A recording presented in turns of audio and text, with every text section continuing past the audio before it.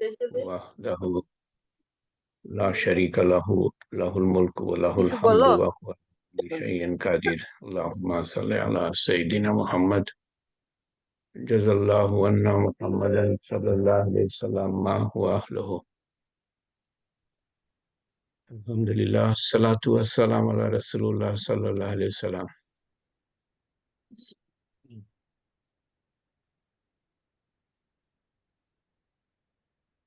اشرح لي صدري ويسر لي أمري واحلل عقدة من لساني يفقه قولي اللهم إنا نستعينك ونستغفرك ونؤمن بك ونتوكل عليك ونعوذ بالله من شرور أنفسنا ومن يضلل فلا هادي له ونشهد أن لا إله إلا الله وحده لا شريك له وأشهد أن محمدا عبده ورسوله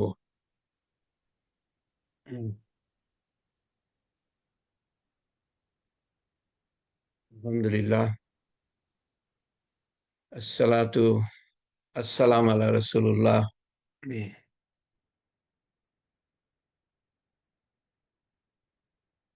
আমাদের জীবন যে আল্লাহ তাআলা দিয়েছেন কিছু মুহূর্তের সমষ্টি, কিছু দিনের সমষ্টি, কিছু ঘন্টার সমষ্টি, কিছু মুহূর্তের সমষ্টি। প্রতি মুহূর্তে আমরা সেই সমষ্টির থেকে কিছু হারাচ্ছি, যা আর ফিরে আসবে না। এবং যেই কয়টা মুহূর্ত আমাদের জীবনে আছে, যেই কয়টা নিঃশ্বাস, প্রশ্বাস, খাওয়া, পান করা, তার বাইরে আমরা পাবো না সুযোগ।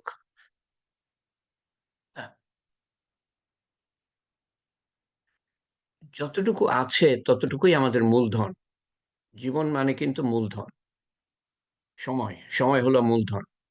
এই সময় ব্যয় করে আমরা অনন্ত আখিরাত কামাতে পারি।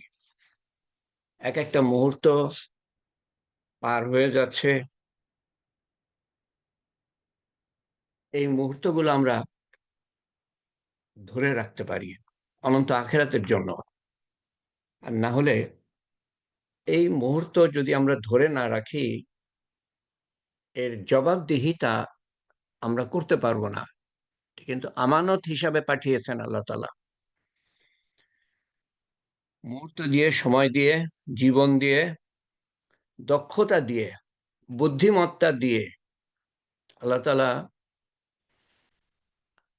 আমানত হিসাবে পাঠিয়েছেন। আমানত কি? যে আমরা আল্লাহর প্রতি কিছু দায়িত্ব পালন করব। তার আগে আল্লাহ তাআলাকে চিনব, জানব, তার হুকুম জানব, তার হুকুম মতো চলব, তার হাবিব সাল্লাল্লাহু আলাইহি সাল্লামের সুন্নত মতো। আল্লাহ তাআলার প্রতি দায়িত্ব, বান্দার প্রতি দায়িত্ব, নিজের প্রতি দায়িত্ব। ৩ ধরনের দায়িত্ব। যদি পালন না করি তো আল্লাহর প্রতি অন্যায়, বান্দার প্রতি অন্যায়, নিজের প্রতি অন্যায়। ৩ ধরনের ন্যায় বা অন্যায় এবং তার জবাবদিহিতা।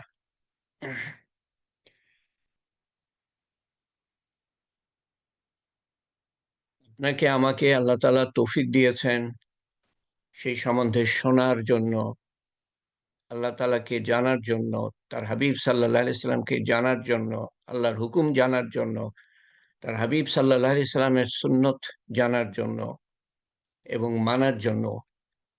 টুটা ফাটা আমরা যাই মানি, সেইটুক তৌফিক তো দিয়েছেন, যা আরো শত শত কোটি মানুষ সেই তৌফিক পাচ্ছে না। শুকরিয়া আদায় করি অন্তর থেকে। এবং শ্রেষ্ঠ শুকরিয়া হলো, শুকর গুজারি হলো আল্লাহর হুকুম মানা। আল্লাহর হুকুম মানার মধ্যে দিয়ে, নবীর সুন্নত পালন করার মধ্য দিয়ে আল্লাহ তাআলার শুকরিয়া, অর্থাৎ সমর্পণের মধ্য দিয়ে। শ্রেষ্ঠ। শুকরিয়া। আমরা সূরা লাহাব সম্বন্ধে গতবার আলোচনা শুরু করেছি। সূরা লাহাব যা বলেছিলাম তার সংক্ষেপে এরকম যে রাসূলুল্লাহ সাল্লাল্লাহু আলাইহি সাল্লাম নবুয়ত প্রাপ্তির পর ৩ বছর গোপনে প্রচার কাজ করেন। তারপর আল্লাহ তাআলার হুকুম হয় ২৬ নম্বর সূরার ২১৪ নম্বর আয়াতের মাধ্যমে খোলাখুলিভাবে দাওয়াত দেওয়ার জন্য। এই হুকুমের পরে তিনি সাফা পর্বতে উঠে সবাইকে ডাকেন,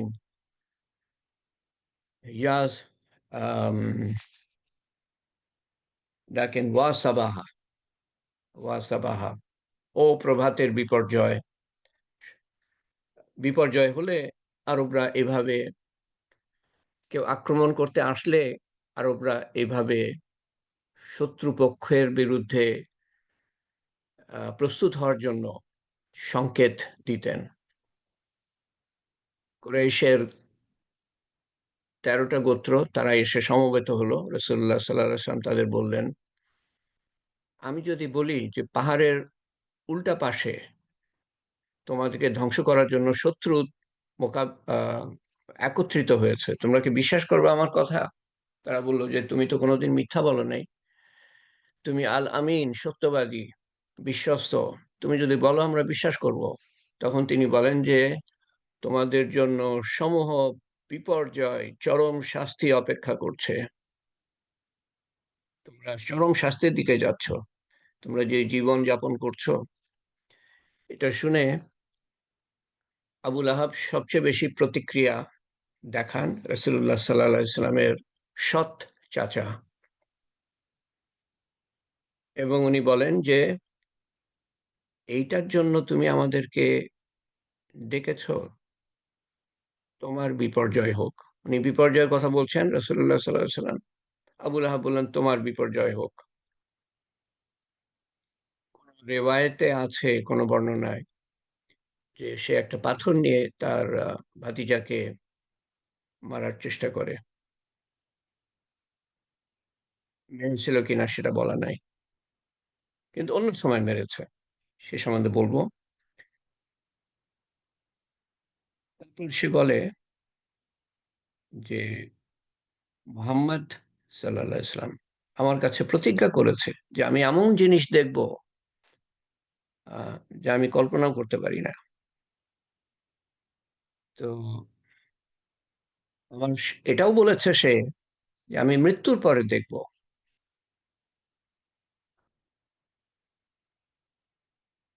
আমার আমার কাছে তো কিছুই এসে পৌঁছালো না। কোন বিপর্যয় এসে পৌঁছালো না। আমার হাতের মধ্যেও না, শরীরের মধ্যেও না। মুহাম্মাদের বিপর্যয় হোক সাল্লাল্লাহু আলাইহি সাল্লাম। নাউজুবিল্লাহ।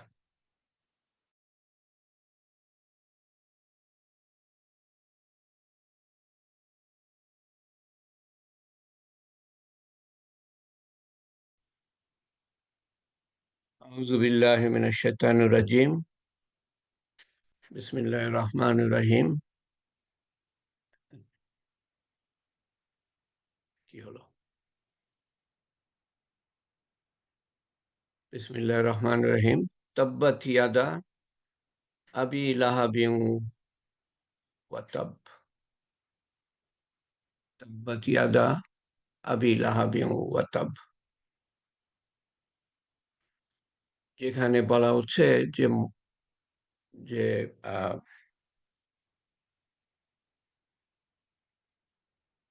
আবু লাহাবের ২ হাত, আবু লাহাব ধ্বংস হোক। আবু লাহাব ধ্বংস হোক এবং তার ২ হাত ধ্বংস হোক।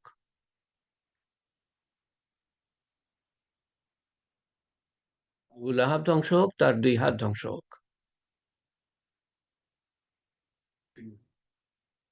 মা আগনা আনহু মালুহু ওয়া মা কাসাব।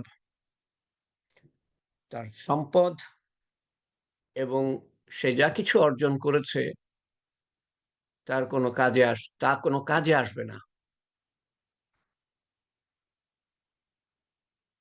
সম্পদ এবং যা কিছু অর্জন করেছে, যার মধ্যে তার সন্তান সন্ততিও বটে, তার কোনো কাজে আসবে না।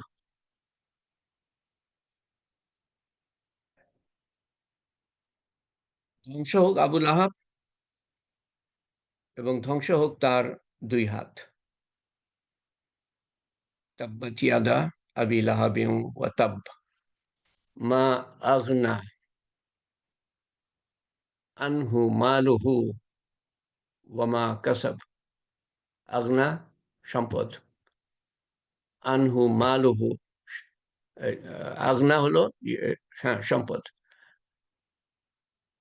আহ, আনহু মালুহু ওয়া মা কাসাব, এবং সে যা কিছু অর্জন করেছে সব ধ্বংস হোক। কোনো কিছুই তার কাজে আসবে না, কোনো কিছুই তার কাজে আসবে না।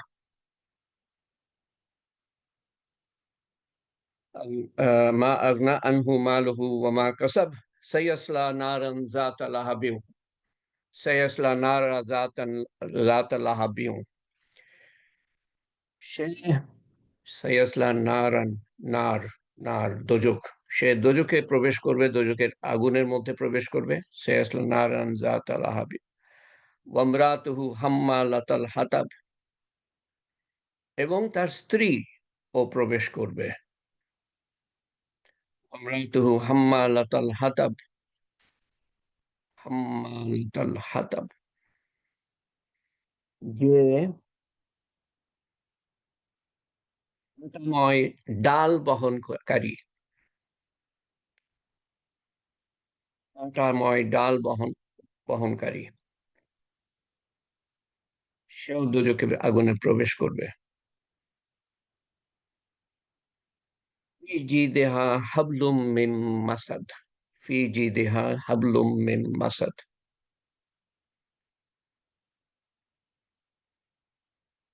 এবং তার অর্থাৎ স্ত্রীর যে গর্দান, গর্দান, তার চারিদিকে খেজুরের রশির, খেজুরের আঁশের রশি ঝুলছে, খেজুরের আঁশের রশি ঝুলছে। ফি জিদিহা হাবলুম মিম মাসাদ, ফি জিদিহা হাবলুম মিম মাসাদ। তো প্রথম কথাটা কি, যে আবুল আহাব ধ্বংস হোক, এটা একটা ভবিষ্যৎবাণী, তার দুটো হাতই ধ্বংস হবে। ভবিষ্যৎবাণী, তার সম্পদ এবং যা কিছু অর্জন করেছে তা কাজে লাগবে না। ভবিষ্যৎবাণী, সে দোজখের আগুনে পুড়বে। ভবিষ্যৎবাণী, স্ত্রী সম্বন্ধে বলছে স্ত্রীও দোজখে প্রবেশ করবে। ভবিষ্যৎবাণী, এবং তার বর্ণনা দেয়া হচ্ছে যে সে কাঁটাময় ডাল, কণ্টকময় শাখা প্রশাখা কুড়িয়ে বেড়াতো। এটা মানুষ দেখতে পেত, সে কুড়িয়ে বেড়াতো। তার একটা কারণ ছিল, রসুল্লাহ সাল্লাহ সাল্লামের পথে সে কাঁটা দিত, কাঁটা বিছাতো। উনি যে ভোরবেলায়, বিশেষ করে ভোরবেলায়, বাড়ির থেকে কাবা শরীফ এই 4 মিনিট এর রাস্তা হবে, তো উনি গিয়ে ভোরবেলায় নামাজ পড়তেন। তো ওনার পথে কাঁটা দিয়ে কাঁটা বিছিয়ে রাখতো এই মহিলা, ডালপালা কুড়িয়ে ওনার রাস্তায় ফেলে রাখতো, কণ্টকময়, তার মধ্যে কাঁটা থাকতো। তো এটা মানুষ তো দেখতেই পেত। কিন্তু শেষের যে কথাটা, ফি জি দেহা হাবলুম মিন মাসাদ, মাসাদ, মাসাদ হলো খেজুরের আঁশ, খেজুরের আঁশের আহ, রশি তার গলায় আছে। এখানে যেভাবে বলা আছে, আছে, কিন্তু এটা আসলে ওই সময় ছিল, সে যখন এই কাঠ বহন করত, তো গলায় একটা রশি ঝুলিয়ে সেই রশির মধ্যে কিভাবে সেই সেই কাঁটাময় ডালপালা ওর মধ্যে নিয়ে সে আসতো। রশিটা ঝুলানো থাকতো তার তার গলার চারিদিকে, এবং সেই রশির অপর ভাগে এই কণ্টকময় ডাল, শাখা এগুলা ঝুলতো। কিন্তু এর পিছনে একটা ভবিষ্যৎবাণীও আছে। তাকে তো মানুষ দেখতে পেত যে সেই এই ডালপালা, কণ্টকময় কাঁটাময় ডালপালা কুড়াতো এবং রসুল্লাহ সাল্লাহ সাল্লামের রাস্তায় সে বিছিয়ে দিত। কিন্তু এর পিছনে একটা ভবিষ্যৎবাণীও আছে, যেটা তার মৃত্যুর সময় দেখা যায়। এই সম্বন্ধে পরে আলাপ করবো ইনশাল্লাহ। তো এখানে অনেক কয়টা ভবিষ্যৎবাণী,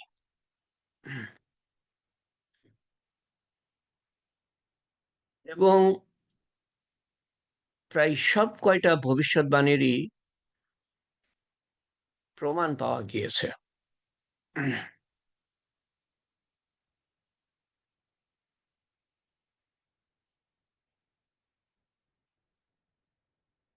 প্রমাণ পাওয়া গিয়েছে।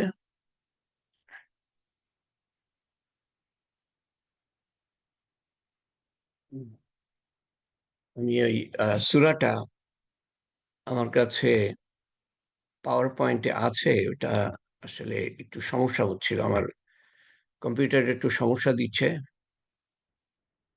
সেই জন্য ওটা আমি বের করতে পারছিলাম না, আপনাদের যে দেখাবো সেই ব্যবস্থাটা করতে পারছিলাম না। আবার আপনাদের সামনে তুলে ধরি। আউযু বিল্লাহি মিনাশ শাইতানির রাজিম। তাব্বাত ইয়াদা আবি লাহাবিন ওয়া তাব। আবু লাহাবের ধ্বংস হোক এবং তার দুহাত বিনষ্ট হোক। মা তাব্বাত ইয়াদা আবি লাহাবিন ওয়া তাব মা আগনা আনহু মালুহু ওয়া মা কাসাব।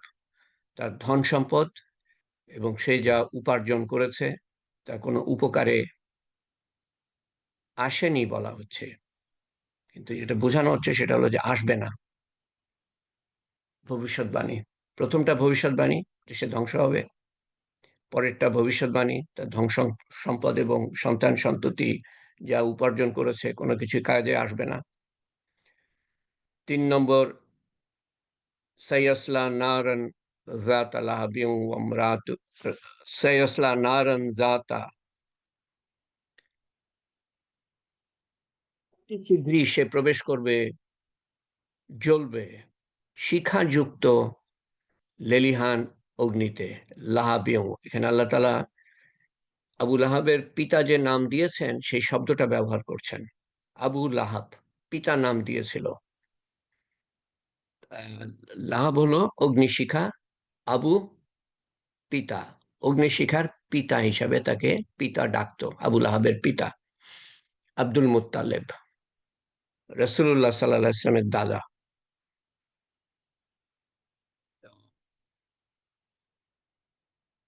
এই জন্য ডাকতো যে তার গালগুলা লালচে ধরনের ছিল, তাকে ডাকতো আবু লাহাব। এই সেই শব্দটা আল্লাহ তাআলা এখানে ব্যবহার করছেন। সাইয়াসলা নারান যাতা লাহাব, শীঘ্রই সে অগ্নিশিখায় প্রবেশ করবে। লাহাব অগ্নিশিখা। ওয়ামরাতুহু, আর তার স্ত্রীও, সে ইন্ধন, জ্বালানি কাঠ বহনকারী, সেও প্রবেশ করবে।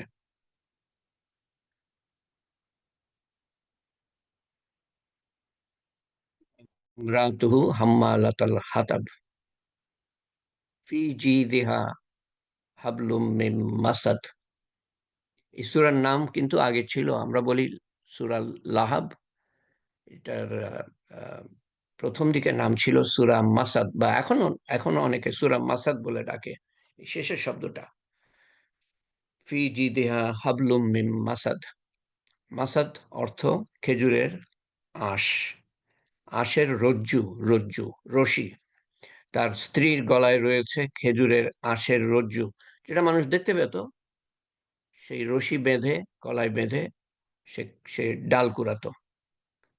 কাঁটাময় ডাল কুড়াতো, এবং তার কমপক্ষে কিছু হলেও রসুল্লাহ সাল্লাহ ইসলামের পথে বিছিয়ে রাখতো।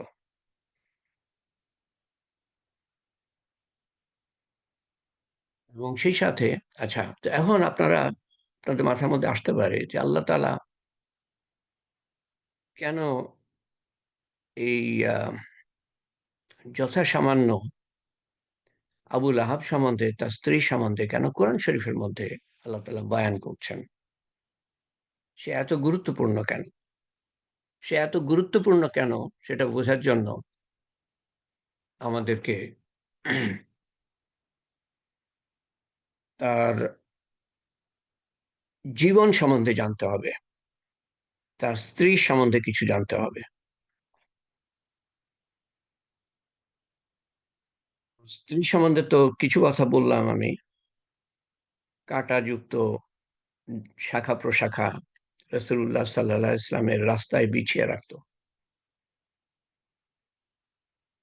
এবং ঠিক পাশের বাসা ছিল আবুল আহাবের, এবং সেই পাশের বাসার থেকে আবর্জনা ফেলা হতো রাসূলুল্লাহ সাল্লাল্লাহু আলাইহি সাল্লামের বাড়িতে, বা দরজার সামনে আবর্জনা ফেলে রাখা হতো। এ সম্বন্ধে পরে আরেকটু বলবো। আবুল আহাব ছোটবেলায়, মানে আহ, আহ, এক সময় এক সময় যখন রসুল্লাহ সাল্লাহ সাল্লামের জন্ম হয়, তো আপন আপন ভাই না, সৎ ভাই, সৎ ভাইয়ের আহ, সন্তান সন্তান হলো রসুল্লাহ সাল্লাহ সাল্লাম, সৎ ভাইয়ের সন্তান।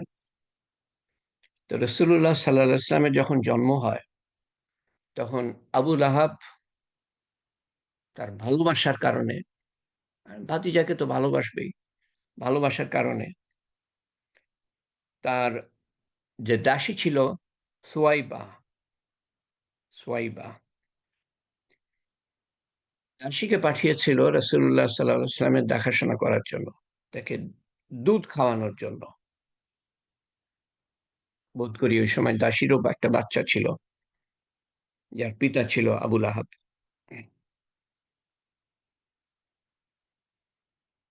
এই একটা রাসূলুল্লাহ সাল্লাল্লাহু আলাইহি ওয়াসাল্লামকে ভালোবাসতো। দ্বিতীয়ত, তার দুই সন্তানের সাথে রাসূলুল্লাহ সাল্লাল্লাহু আলাইহি ওয়াসাল্লামের দুই কন্যার বিয়ে দেয়। সন্তান দুইটোর নাম হলো উতাইবা,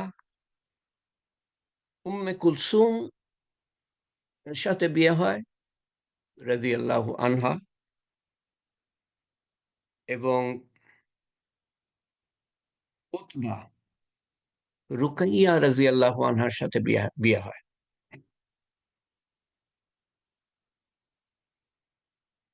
দুই সন্তানের সাথে রাসূলুল্লাহ সাল্লাল্লাহু আলাইহি ওয়াসাল্লামের দুই কন্যার বিয়ে হয়, কিন্তু উঠে নেওয়া হয় নাই, অর্থাৎ বিয়েটা পরিপূর্ণভাবে হয় নাই। তো যখন এই আয়াতটা নাযিল হলো, তার আগেই, কিছু আগেই, অল্প আগেই বিয়ে হয়, উঠিয়ে নেওয়া হয় নাই, বিয়ে সম্পূর্ণ হয় নাই। তো এই আয়াত নাযিল হওয়ার পরে আবুল আহাব তখন তার সন্তানদেরকে বলল যে, আমার মাথার কসম, আমরা তো এইভাবে বলি, আরবরা একটু অন্যভাবে বলতো, আমার মাথার কসম, তোমরা মুহাম্মাদের সাল্লাল্লাহু আলাইহি সাল্লাম কন্যাদের তালাক দাও, আমার মাথার কসম। তো দুই সন্তানই তালাক দিল।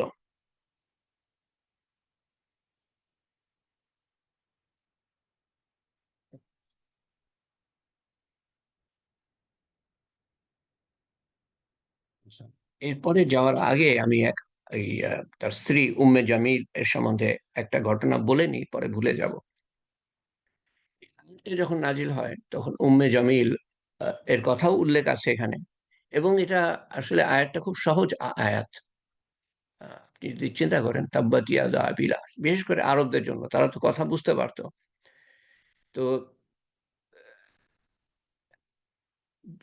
কিশোরদের মুখে মুখে এই আয়াতটা ছড়িয়ে পড়লো মক্কার, এবং এটা আবুল আহাবের কানে আসে, তার স্ত্রীর কানে আসে, তার স্ত্রী রাগান্বিত হয়ে একটা পাথর নিয়ে কাবা শরীফের কাছে আসে। সে খবর পেল যে রসুল্লাহ সাল্লাহ সাল্লাম কাবা শরীফে,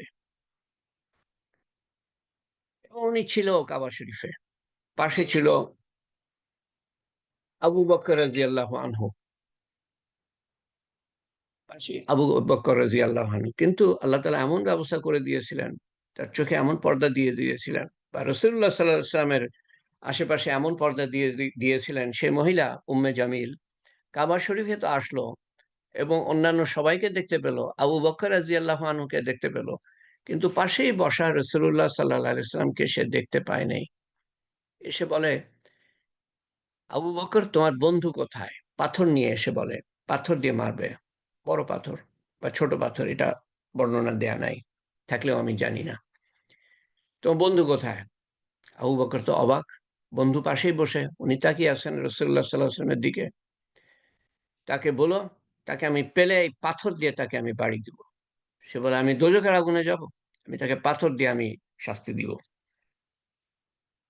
বকি করে আর কি বললো আল্লাহ জানে। সে মহিলা সেখান থেকে চলে গেল।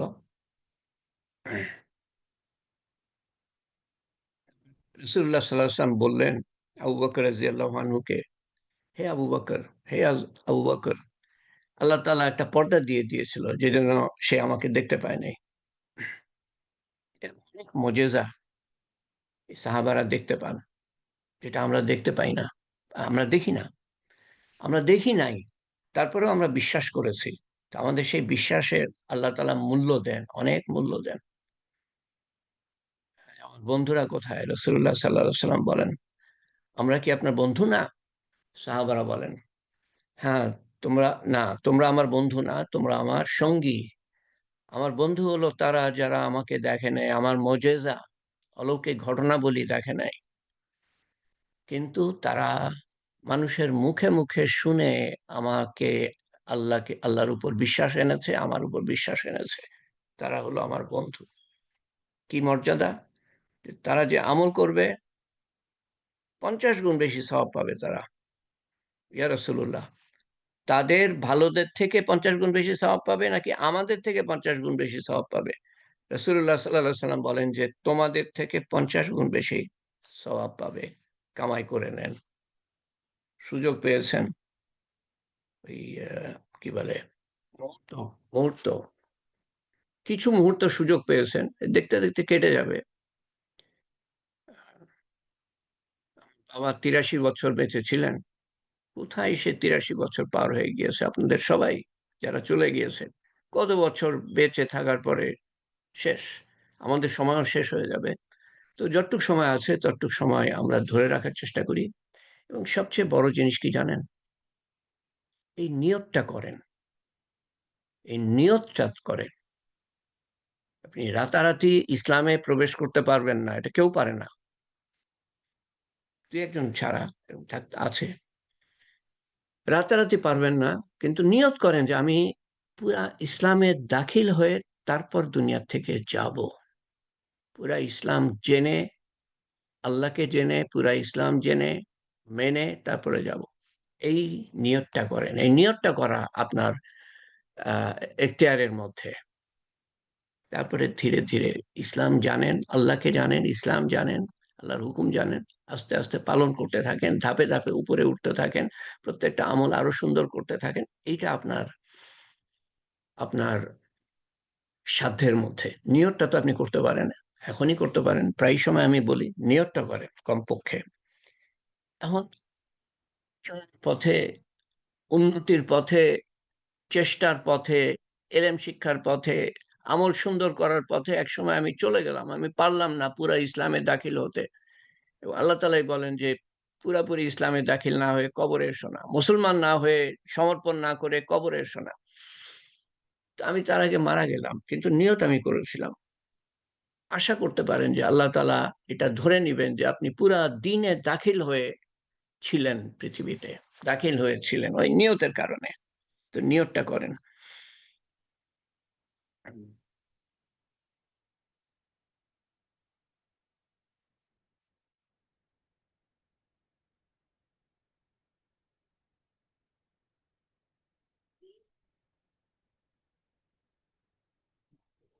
আমরা আরেকটা ঘটনা দিয়ে শেষ করি। আরো অনেক কথা বাকি আছে, অনেক কথা বাকি আছে। কারণ এটার উপরে তালিম হয় প্রায় 4 4 সাড়ে 4 বছর আগে। তখন যে আমি নোট লিখে রেখেছিলাম, সেটা পরে হয়তো আমি ভুলে যাব। এগিয়ে যাব যখন, তখন আগের নোটগুলো আর দেখব না।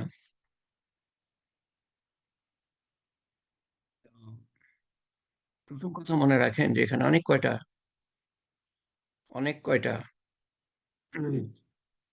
4 5টা ভবিষ্যৎবাণী আছে, এবং তার কয়টা পরিপূর্ণ হয় এবং সে সম্বন্ধে আমরা জানি, সেটা আপনাদের সামনে তুলে ধরবো পরে। আজকে হবে না। আর দ্বিতীয় কথা আরেকটা বলে নিই। তার স্ত্রীর কথা তো বললাম কিছু। তার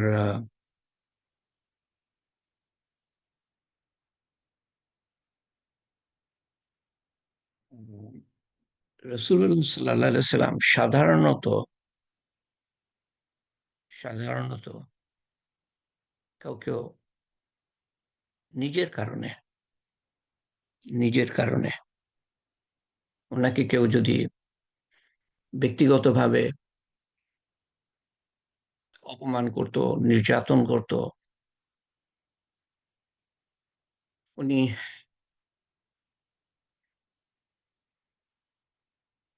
দোয়া দেন নাই।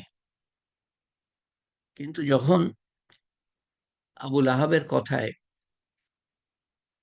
তার সন্তান দুজন, যারা রসুল্লাহ সাল্লাহ ইসলামের 2 কন্যাকে তালাক দেয়, একটা স্বপ্ন নিয়েছিল, বিয়ে হয়েছে, উঠিয়ে নিবে, নতুন জীবন গড়বে। কত বড় স্বপ্ন থাকে একটা মেয়ের, যে কোনো মেয়ের। সেটা ধ্বংস করে দিল কন্যারা, উনার কন্যারা, সাল্লাহ সাল্লাম। জীবন ওলট পালট করে দিল, তাদের মনটাকে একেবারে ভেঙে চুরে দিল।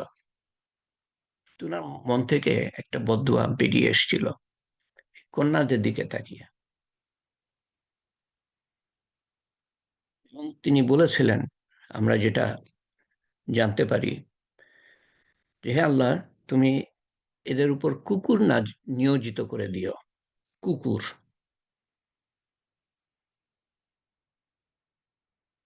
এরকম খুব কমই শুনতে পাবেন। উনি নিজের জন্য, কেউ ওনার ক্ষতি করেছে, উনি কোনো প্রতিশোধ নেন নাই। কন্যাদের দিকে তাকিয়ে ওনার মন থেকে বেরিয়ে যায়, উনি মানুষ। হে আল্লাহ, কুকুর নিয়োজিত করে দিও। একবার এর কিছু পরেই আবুল আহাব তার 2 সন্তানকে নিয়ে ব্যবসায় যাচ্ছিল সিরিয়ার দিকে। মক্কা থেকে সিরিয়া 2 সপ্তাহের রাস্তা, মরুভূমির মধ্যে দিয়ে, উটের উপর। এই যাত্রার সময় এক রাত্রিতে তারা এক জায়গায় তাঁবু গাড়ে, এবং তার 2 সন্তানকে ঘিরে রাখে সবাই, ওই দলের মধ্যে যারা ছিল, ভয়ে যে কোনখান থেকে কি চলে আসে। দেখেন বিশ্বাস কিরকম, রসুল্লাহ সাল্লাহ সাল্লামের কথার উপর বিশ্বাস। ইমান আনে নাই, কিন্তু তার কথার উপর বিশ্বাস। একটু বিশ্বাস নাই আমাদের। এটা বিশ্বাস ছিল যে উনি যা বলেছেন তা ঘটবে, বা আশঙ্কা ছিল, আশঙ্কা ঘিরে রেখেছে, এবং তার বাইরে আগুন জ্বালিয়ে রেখেছে, যে কুকুর আসতে না পারে। উনি কি বলেছিলেন? কুকুর নিয়োজিত করে দিও হে আল্লাহ, কুকুর নিয়োজিত করে দিও। এর বেশি তো বলেন নাই যে খেয়ে ফেলুক, ধ্বংস করে ফেলুক। মেরে ফেলো।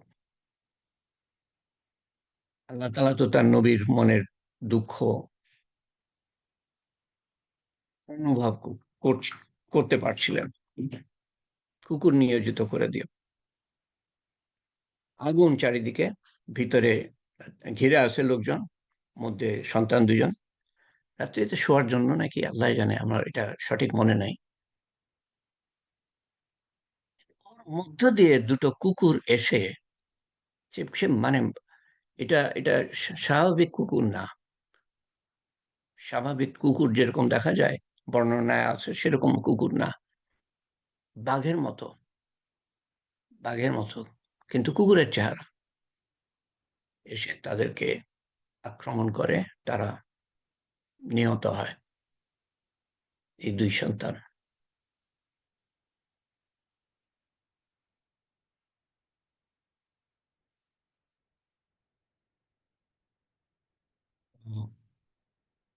ওর নাম ইসলাম মানে নাই, কিন্তু এটা অদ্ভুত একটা ব্যাপার যে ইসলাম মানে নাই, কিন্তু ভাতিজার কথা যেটা বলেছে সেটা যে ঘটবে, সেই বিশ্বাসটা না থাকলেও আশঙ্কাটা ছিল যে এরকম ঘটতে পারে। আমি জানি না তার মনের অবস্থা কি ছিল। আল্লাহ নবী যেটা বলেছেন সেটা অবশ্যই হবে। আল্লাহ তাআলা যা ওয়াদা করেন তা অবশ্যই হবে। এখানে কয়েকটা ওয়াদা আল্লাহর তরফ থেকে আছে। প্রত্যেকটাই হয় ঘটেছে পৃথিবীতে, আমরা জানতে পারি, অথবা যেটা জানতে পারি না। একটা আছে যেটা আমরা সঠিক জানতে পারি না, সেটা অবশ্যই ঘটবে। বাকিগুলো সম্বন্ধে আপনাদের আমি বলবো কিভাবে জানি আমরা যে ঘটেছে। আজকে এটুকুই থাক। হুম।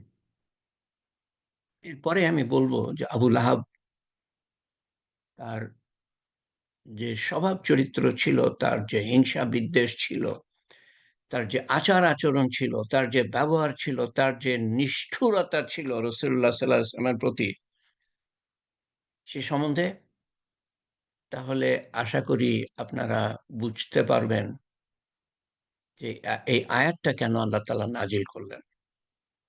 আবুল আহাবের তাব্বাত ইয়াদা আবি লাহাবিন ওয়া তাব, ধ্বংস হোক আবুল আহাব এবং ধ্বংস হোক তার দুই হাত।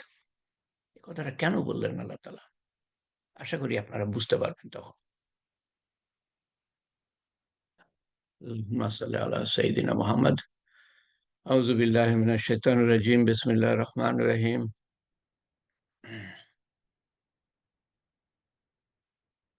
নওরিনের ডেঙ্গু পজিটিভ। আহমেদ উজ্জ্বল বলছে ডেঙ্গু পজিটিভ, অর্থাৎ ডেঙ্গু হয়েছে, সোজা কথা।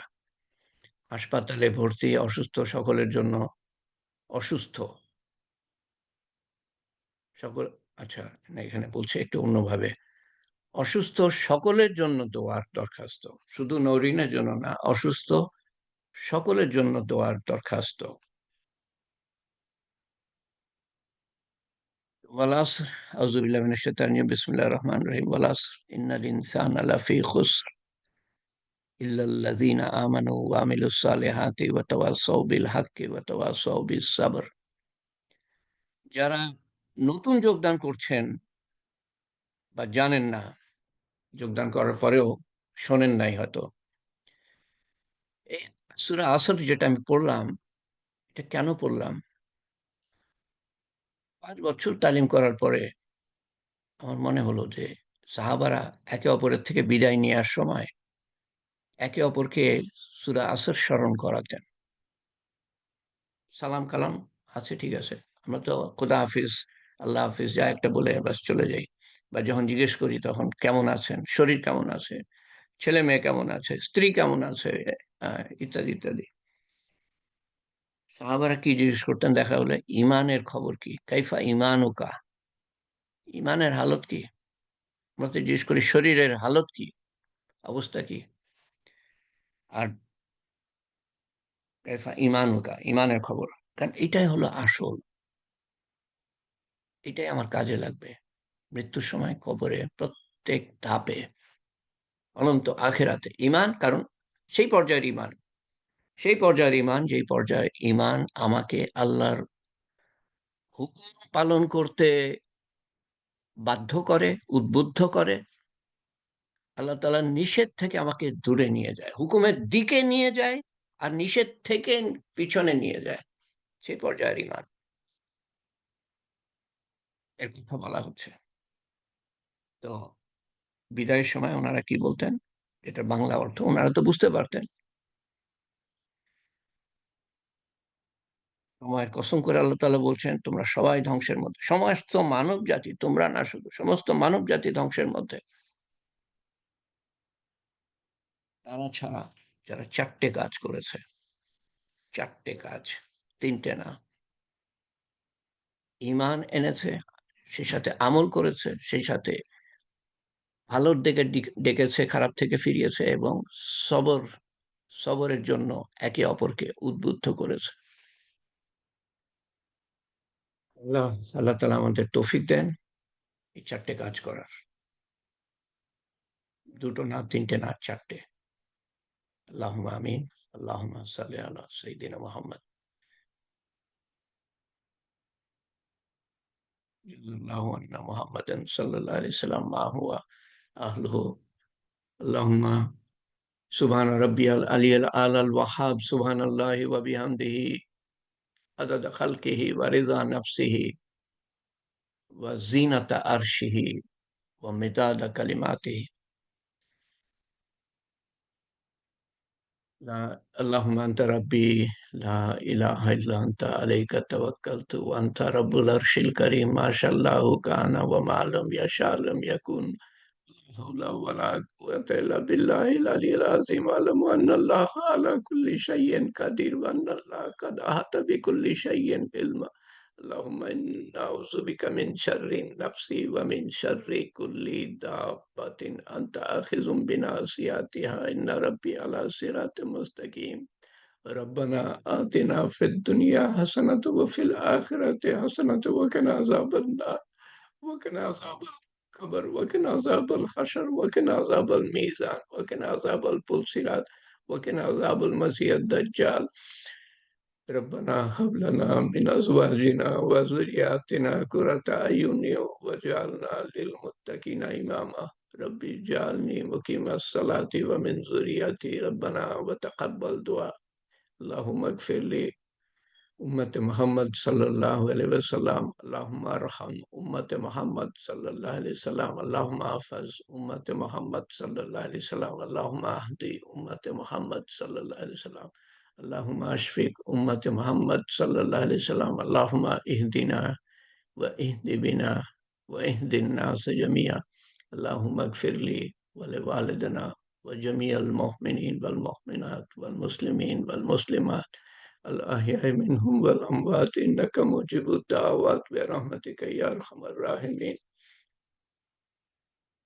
हे पाक परवरदिगार, या जुल जलाली वल इकराम, या हय्यु या कय्यूम बिरहमतिका नस्तगीस। ला इलाहा इल्ला अंता सुब्हानका इन्नी कुन्तु मिनज़ ज़ालिमीन। ला इलाहा इल्ला अंता सुब्हानका इन्ना कुन्ना मिनज़ ज़ालिमीन। हे पाक परवरदिगार, या फातिर समावाति वल अर्द, अंत वली फिद दुनिया वल आखिरात, তুমি আমাদের দুনিয়া ও আখিরাত সুন্দর করে দাও আল্লাহ। তুমি আমাদের দুনিয়া ও আখিরাতের রক্ষক, প্রহরী আল্লাহ। তুমি ছাড়া কোনো গতি নাই আল্লাহ, তুমি ছাড়া কোনো শক্তি নাই, তুমি ছাড়া কোনো প্রতিপালক নাই, তুমি ছাড়া কোনো রক্ষক নাই, তুমি ছাড়া কোনো মারনেওয়ালা নাই, তুমি ছাড়া কোনো জীবন দেনেওয়ালা নাই, তুমি ছাড়া কোনো হিসাব রক্ষক নাই, তুমি ছাড়া কোনো পুনরুজ্জীবিতকারী নাই, তুমি ছাড়া কোনো সমবেতকারী নাই, তুমি ছাড়া কোনো বিচারক নাই, তুমি ছাড়া কোনো শাস্তিদাতা নাই, তুমি ছাড়া কোনো পুরস্কার দাতা নাই। হে পাক পরবর্তীগার, তুমি মালিক, তুমি খালেক, তুমি মালিক, তুমি আমাদের সমস্ত নিয়ামতে ভূষিত করেছো, যার প্রশংসা করে আমরা কুলিয়ে উঠতে পারবো না আল্লাহ। সর্বোত্তম প্রশংসা তোমার দ্বীনের উপরে ওঠা, সেই তৌফিকটা আমাদের দিও। আমাদেরকে কবুল করে নিও দ্বীনের জন্য। প্রতিটা আমল সুন্দর করার তৌফিক দিও। পুরা দ্বীন জানার তৌফিক দিও এবং পুরা দ্বীন মানার তৌফিক দিও। পুরা দ্বীন না মেনে, তোমাকে সন্তুষ্ট না করে, তোমার ভালোবাসা অন্তরে ধারণ না করে যেন পৃথিবী হতে আমরা না যাই আল্লাহ। তোমার হাবিব সাল্লাল্লাহু আলাইহি ওয়াসাল্লামের সুন্নত না মেনে যেন এই দুনিয়া হতে না যাই। তোমার সন্তুষ্টি অর্জন করার পরে যেন যাই আল্লাহ। তার আগে আমাদের সমস্ত গুনাহ খাতা মাফ করে দিও আল্লাহ, এবং তোমার সন্তুষ্টি অর্জন করার তৌফিক দান করো আল্লাহ। এবং উত্তম দিনে, উত্তম ক্ষণে, উত্তম স্থান হতে আমাদের প্রস্থান হয় সেই ব্যবস্থা করো আল্লাহ। এবং উঁচু ইমানের সাথে যেতে পারি, সুন্দর আমল নিয়ে যেতে পারি, এবং কলেমা সহ যেতে পারি, শয়তানের শেষ চেষ্টা করে ব্যর্থ করে দিয়ে যেতে পারি আল্লাহ। এটার জন্য যে সহজ সরল পথে আমাদের থাকার প্রয়োজন, সেই পথে যেন আমরা থাকতে পারি, যাতে করে জান্নাতুল ফেরদৌসে আমরা যেতে পারি আল্লাহ। হে পাক পরওয়ারদিগার, আমাদেরকে সিরাতুল মুস্তাকিমের উপরে কায়েম রেখো আল্লাহ। তোমার রহমত ও মাগফিরাত ও হেফাজত ও হেদায়েতের চাদরে আবৃত করে রেখো আল্লাহ। তোমার রহমতের ছায়াতলে যেন একটুখানি ঠাঁই পেয়ে যাই আমরা সবাই আল্লাহ। হে পাক পরওয়ারদিগার, তুমি আমাদেরকে আমাদের সমস্ত শত্রুর থেকে রক্ষা করো প্রতি মুহূর্তে, শয়তানের ধোঁকা থেকে, নফসের তাড়না থেকে, মানুষের কুমন্ত্রণা থেকে, দুনিয়ার মারাত্মক আকর্ষণ থেকে। একটা মাত্র জীবন যেন ধ্বংস হয়ে না যায় আল্লাহ। আমাদের সমস্ত গুনাহ খাতা মাফ করে দিও এবং তার বদলে নেকি লিখে দিও। যে সময় হেলায় হারিয়েছি সেই সময়ের বদলেও নেকি লিখে দিও আল্লাহ। এবং আমাদের আজকের আমল এর ভুল ভ্রান্তি সংশোধন করে, এবং আমাদের ব্যক্তিগত আমলের ভুল ভ্রান্তি সংশোধন করে তোমার শাহী দরবারে কবুল করে নিও, এবং তার সওয়াব রাসূল করিম সাল্লাল্লাহু আলাইহি সাল্লামের রূহ মুবারকের কাছে পৌঁছে দিও আল্লাহ।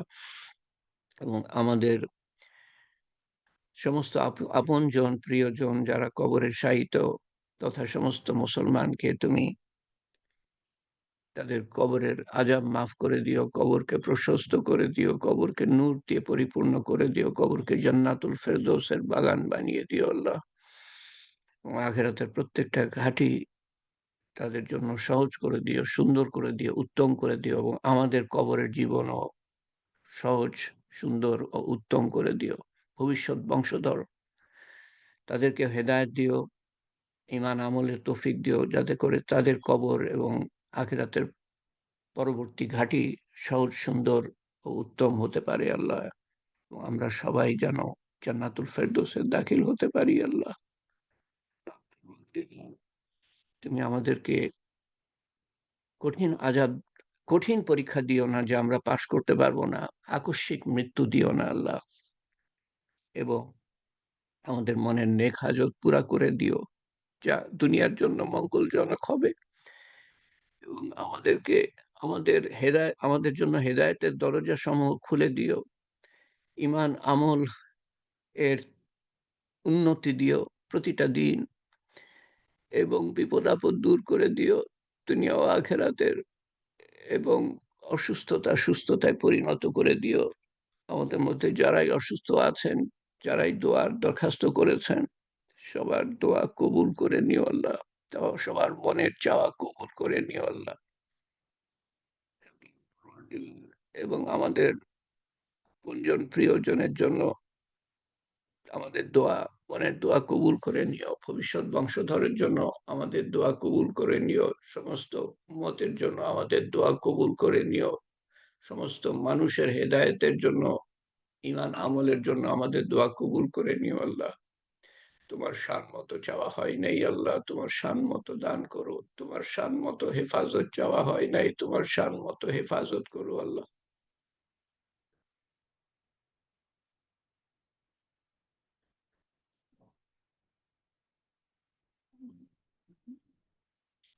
হাবিব সাল্লাল্লাহু আলাইহি ওয়াসাল্লাম যা কিছু চেয়েছিলেন আমরাও তাই চাই। তিনি তিনি যা কিছুর থেকে পানা চেয়েছিলেন সাল্লাল্লাহু আলাইহি ওয়াসাল্লাম, আমরাও তার থেকে পানা চাই। ইয়া কাযিউল হাজাত, ইয়া রাফিউদ দারাজাত, ইয়া হালালাল মুশকিলাত, ইয়া মুজিবুদ দাওয়াত, বিরহমাতিকা নাস্তাগীস, ইয়া আউয়ালাল আউয়ালিন, ইয়া আখিরাল আখিরিন, یا اکرم الاکرمین، یا ارحم الراحمین، یا راحم المساکین، یا ذی القوة المتین، ربنا تقبل منا انك انت السميع العليم وتب علينا انك انت التواب الرحيم. سبحان ربك رب العزة عما يصفون والسلام على المرسلين والحمد لله رب العالمين. لا إله إلا الله محمد رسول الله صلى الله عليه وسلم. آمين يا رب العالمين.